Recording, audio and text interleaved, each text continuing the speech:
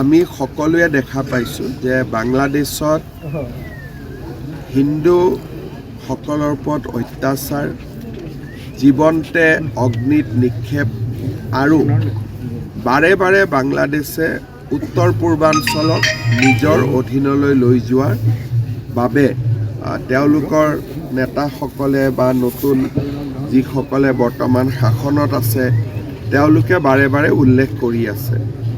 আমি বাংলাদেশত যি হৈছে তাক গভীৰ উদ্বেগেৰে সৈতে আমি লক্ষ্য কৰি আছোঁ আৰু আমি সকলোৱে জানো যে সেই বাংলাদেশৰ দেশৰ পৰা বিভিন্ন সময়ত অহা মানুহেৰে আমাৰ অসমখনো ভৰি আছে।